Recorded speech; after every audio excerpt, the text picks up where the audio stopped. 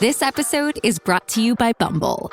So, you want to find someone you're compatible with, specifically someone who's ready for a serious connection, totally open to having kids in the future, is a tall, rock-climbing Libra, and loves rom-coms with vegan pizzas on Tuesdays just as much as you do. Bumble knows that you know exactly what's right for you. So whatever it is you're looking for, Bumble's features can help you find it. Date now on Bumble. So do you have a child who doesn't want to listen, who blames others, doesn't want to clean up his or her room, is unmotivated, talks back like an attorney, refuses to sleep or eat or do homework, touches the hot stove rather than just doing what you asked, and maybe even fights with siblings? Well, of course you do. That's why you're listening to this podcast. So how can you change your child's behavior most effectively? And for some of you, most quickly, because you're really frustrated. That is what we're going to discuss on today's episode of the Calm Parenting Podcast. So welcome, this is Kirk Martin. You can find us at celebratecalm.com. If you need help, reach out to our strong-willed son, who I basically just described in that introduction. His email address is Casey, C-A-S-E-Y, at celebratecalm.com. Tell us about your kids. What are they struggling with most? Ages of the kids. We will get together as a family, discuss it. Reply back usually very quickly and always very personally. Try to give you some very practical tools. If you ever need help with anything, setting up a live event, helping with products, helping with financial help, just email Casey. We're a family just like yours, and we want to help you. So if you really want your family to change, then you must adopt this: a relentless focus on one thing. Shift your mindset from trying to control your child's behavior and instead relentlessly focus on learning how to control your own. Take all of that energy, all that energy we spend every day trying to control and kind of manipulate and motivate our kids, and instead spend that energy and time really learning how to control your own emotions, your triggers, your anxiety, your perfectionism, and your own control issues. Look, you're not alone. We all struggle with this. I was the worst, and it nearly ruined my relationship with Casey until I learned how to do this. The one common denominator that will change not only your family, but also, look, it's going to change your entire life. It's going to change your relationships, your outlook on things, how you interact just with daily life, right? And I kind of made a note. It's most notably what you're going to change when you learn how to control yourself. It changes your relationship with yourself. You don't have as much drama. You don't get triggered about things, about everything, politics and neighbors and this and that and all that drama that sometimes we live in. It is truly, and I hate saying this word, life-changing, because everything's life-changing, but it really will change your life and your family, and you will break generational patterns so your kids don't have to grow up with us. So, very quick review. The only person in life that you can truly control is yourself. And the quickest way to change your child's behavior is to first control your own. Look, when you get emotional and react, you escalate situations. When you talk too much, it provokes kids to anger. When you stand over kids or ask them, what were you thinking? It creates a defensive response. When you lecture, you create the exact opposite response that you want. Your kids do the opposite. When you repeat yourself 15 times, it conditions your kids to not listen to you, and then you get resentful. When you react to your kids' reactions, then you are giving them power over you and your emotions. When you push, your kids resist more. Look, you have so much more power over your kids than you realize. And this doesn't come by controlling them, but by controlling yourself, by controlling your reactions, your responses, your emotions, your tone of voice, your body posture. And you're going to have opportunities to practice this daily. And if you continue to try to change your child's behavior first, you will trigger power struggles daily. And this isn't about blame. I don't do blame, shame. I don't do guilt.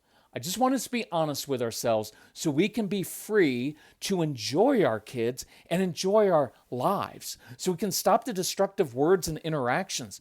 So you can be free from anxiety for the rest of your life, right? What would it feel like if you didn't feel compelled to react and lecture, to prove your point, to simply stop yelling at your child? And look, I get your frustration We had 1,500 strong-willed kids in our home. They didn't want to listen. They were expert attorneys, cops, judges, and negotiators. They were stove touchers who just had to do it their way. They had all kinds of quirks that didn't make sense, sensory preferences, so even choosing clothes was difficult, right? They couldn't be touched, or they had to be constantly touched. They preferred to do things the hard way, especially when there was a time crunch. They didn't want to shower. They don't want to go to sleep. They don't want to eat when you want. They don't want to do schoolwork or go to new places or get along with siblings. And our own son, Casey, was even more challenging. So it's hard. I get that. And yet none of the ways we try to control our kids actually work in the long run. And it usually backfires and makes things worse. Look, this is the one thing that changed me more than anything else, was just coming to the realization that my job on earth is not to control other human beings. It is literally every day to wake up and say, I'm going to control myself today.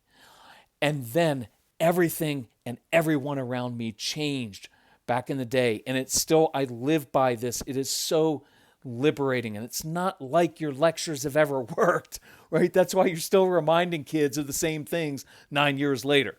That's why I always tell men, it's like, look, if you tried the same strategy at work for 12 years or 4 years or 4 months and it didn't work, you would change strategies. And you keep doing the same thing over and over with your kids and hoping that one day it's magically going to change things. It's not. You need to change, right? Lecturing tends to be filled with parental anxiety, which robs kids of confidence and self-reliance, because as long as you're lecturing and trying to control your kids, you're not giving them space to learn how to control themselves. And so you get the exact opposite result that you want. Look, no child's ever said, Mom, Dad, I didn't realize I was doing that so inefficiently, but after you lectured me for the 12th time and gave me 10 logical reasons why I should do it your way, the light bulb went off, and now I acknowledge your unsurpassed wisdom. It's not happening. Well, what are we supposed to just let them do whatever they want? No. And yes. No, you're still the parent. It's just that there are better ways than reacting and yelling and threatening. And the truth is, they are going to do things their way. So why not give them some ownership of their choices within your boundaries? Now, I've gone through ownership a lot on the podcast and our programs, and it says this, look, here's what I want accomplished. I just don't care how you get it done. See, I relinquish control over that because I have control issues, and I exercise some wisdom in understanding human nature, so I'm not always looking for fights, because some of you seem to crave fighting with your kids. Okay. So let me give you an absurd example that's all too common. I was mentoring this dad who told me, well, if I'm not correcting my child, then I'm not being a dad. And that kind of awful expectation took some time to unravel. But here's how bad it was. One Saturday morning, his teenage daughter slept in and then came slinking downstairs, turned the TV on, and then laid down on the sofa. And his response, why can't you at least sit up and watch TV? Do you have to lie down? Right? You just got out of bed. And my question is, why? Why do you pick that battle? Why would you say something like that? It just caused a needless power struggle over nothing, right? With his daughter, who just looked at him like he was crazy, right? And then he picked a fight with his wife, who was flabbergasted at his need to constantly correct their child. Right? That's bad enough, but don't forget the missed opportunity cost. Not only did this dad further erode his relationship with his daughter and his wife, right, guaranteeing, right, that this daughter knew she could never please him and she would never come to him for advice, even though this guy had 40 years of wisdom, he missed an opportunity to bond with his teenage daughter over a TV show that she likes, right? He could have, instead of controlling her behavior, he could have controlled his and came into that living room and laid down on the floor, took a pillow and laid next to her, but he's on the floor and said, oh, honey, what's this show about? Right? What do you love about it so much? Or do all your friends watch this? And I know that's hard because your kids like stupid stuff. That's what teenagers like, right? And so you enter into their world and you connect with them. But that starts with controlling yourself. Look, you get on your kids over little tiny things sometimes because it's just your preference. But who says your way is always the right way? Look, I've worked with thousands of these kids, and I'm one of them. If you were my parent and I knew you needed me to do things a certain way, because watch, that's sometimes how it is. I need you to do it this way because that keeps some kind of internal order inside of me to satisfy my own control and perfectionism. Look, if you were like that, I would purposefully do it a slightly different way. Partially just to irritate you, and partially just to get you to back off of me. You knew what I was going to say there. But that's the truth of what's happening sometimes. And look, this isn't about blame or guilt. You have so much power, and it's so much easier. Now, not at first, because some of you were control freaks like I was, and you have a lot of anxiety. So much easier to control yourself than go through life trying to control your spouse and your kids and other people in society. It doesn't work. So, I want to liberate you from this.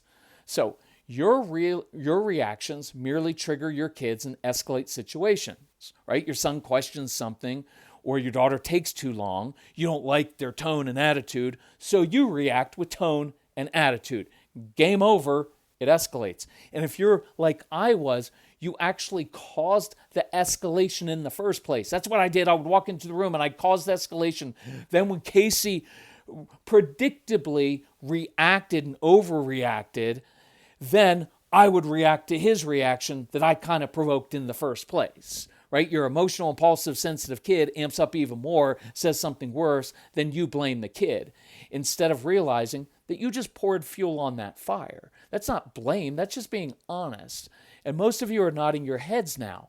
I don't want you to feel shame and guilt. I want you to take this seriously and begin changing that, or it will keep getting worse. Look, parenting has really nothing to do with kids and everything to do with parents. Has nothing to do with your child's behavior and everything to do with your own behavior. And if you will throw yourself wholeheartedly into changing your own reactions instead of changing your child, you will see huge changes in your family. I promise you, it is so counterintuitive, right? Because it's seemingly more fun to change other people's behavior than your own. And for my religious friends, I think that's what's behind that kind of proverb, so to speak, or instruction of, hey, before you try to pick the speck out of your neighbor's eye, or your brother or sister's, or your child's eye, or your spouse's eye, first take care of the log in your own eye. Which I think the real meaning is you will be so busy fixing your own junk inside of you, you never have a chance to judge or control anyone else.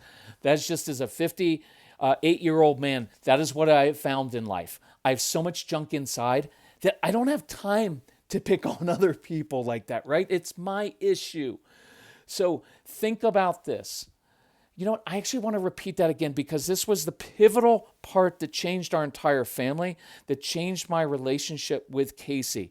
It was when I finally took all that energy, all that time, all that brain power, right, kvetching over all these different situations. My wife and I would talk about, what are we going to do with this kid? How do we handle that? What are we going to do? Hours and hours a day. And I said, you know what? I'm going wholeheartedly into this. I'm going to start doing things differently. Instead of walking into a room and getting on him, I'm going to walk into a room and sit down. I'm going to compliment him on something first. Instead of yelling and screaming, I'm going to start asking him questions and being curious and actually listening. Instead of reacting to him, I'm going to lead him to calm. And I started doing all these things, and it was addictive because I was like, whoa, I just changed my child's behavior, his reaction, just by controlling myself. See, that is really cool. That is liberating. But think about this. The more you care about something, the less your kids do. The more you lecture and talk to them, the more they resist. When you rush your kids to say, get in the car, gotta go, they tend to go more slowly. When you get on them about homework, they never say, thanks so much for motivating me. Why? because they know they can never please you and that your anxiety is an all-consuming beast that can never be satisfied ever. They know that you are very particular and want things done your way, and they don't want to do it your way. They want to own it themselves and even fail at times. And that's really important. We want that with our kids. So what happens? They shut down, they resist, or they become defiant, and I don't blame them. I don't like to be treated that way. I don't like to be micromanaged and lectured by anyone, right? How would you like someone coming into the room and saying, if you just applied yourself, you'd be a better mother or father. I don't know why you have to make everything so difficult. But we say that to our kids with our attitudes and words sometimes daily. Look, I want you to do less as a mom and dad. You actually don't think you're doing enough, but the truth is you're probably doing too much. And instead of focusing on trying to change your kids, which doesn't work and provokes power struggles, why not start changing yourself? Like this month, from this day, right? For the next 30 days, let's start working on your triggers. See, that would be cool. I want you to start, just go through. I'd ask you to do two things. If you already have our programs, listen first to Stop the Power Struggles with Your Strong-Willed Child. That is foundational to understanding these kids and how they think, because it might be completely opposite of you or just like you, and that triggers you. And then go through the 30 Days to Calm program. It will change your entire life. Look, and you get these on the website. The prices now, I hate talking about this stuff like this, but it's so inexpensive compared to going to hours and hours and hours of therapy. Some of you have spent thousands of dollars, and then you come and you email and you're like, I don't have any money left because we spent on therapy that didn't work. Can you give us certain stuff? And I was like, I'm just basically asking for one. I want you to invest what you would spend on 1 hour of therapy and instead get like 30 hours of our materials. It's an awesome deal. I'm telling you honestly, I struggle with it. I want to raise the prices back to what they were a long time ago, which was like $495 for our programs. Why? Because they're worth every penny. You literally change your family. And now, you know what I mean. Anyway, but I don't need your money. I'm older now. I'm doing okay. You know what I need and want? I want your investment. So you take it seriously. So you draw a line in the sand and say, you know what, we've been doing this wrong for all these years. We're going to start doing it right. We're going to actually systematically go through this. That's what I want, because that'll change your family. So, right, all those things inside of you, it's just like those perfectionism and control issues, your anxiety, right, that causes you to project into the future about your child, because you've got a middle school age child and you're thinking, who's going to marry this child? Who's going to hire this child? Right, one day. And so you begin to endlessly lecture and get on that child, and he shuts down. Or you have a toddler, a preschooler who can't sit still in circle time, and now you're worried about their future over something arbitrary. I want you to be able to be at peace and relax, so you don't have to have the last word, so you don't have to lecture just one more time, hoping it'll somehow get through your kids' brains. Right? But in the end, it makes them feel like failures, and it causes them to shut you out, right? And then you feel hurt and rejected. So let's work on that. And all these other issues that provoke power struggles with your kids. Let's stop the yelling, the lecturing, the power struggles once and for all. I guarantee your kids will be more motivated when you change your attitude and approach to them. The good news is that the only person you can control in your life in the next 30 days and next 30 years is yourself. So let's do that. And your kids and grandkids will thank you, because you know what you've done? You broke the pattern that you may have gotten from your own parents that goes back for generations. I want to break those generational patterns so your kids are free to grow up without having to be so particular, without having to come into the home at the end of the day and see Legos on the floor and start freaking out and yelling. Where your kids they make their sandwich in a way that you don't like. They do all these things that you just don't like, and a lot of it's just a preference. And when you can relax and enjoy these kids, you get to see them come alive. I'll end with this email that I just got this morning from mom who said, I just never saw my child the right way, but now that I'm learning to control myself and we're doing this differently, I have my child back. That child that I knew was underneath there, right? Because you guys have kids, I describe them all the time in these negative terms, right? Just to connect with you, because that's their outward behavior. But they have big hearts. They do toward other people, and they're very bright kids. I want that to come out. I want you to enjoy them. So if we can help you, let us know. Reach out to Casey at celebratecalm.com. Hey, love you all. Thank you for sharing the podcast. Thank you for subscribing to the podcast. And thanks for listening to the ads, those of you who are doing that now.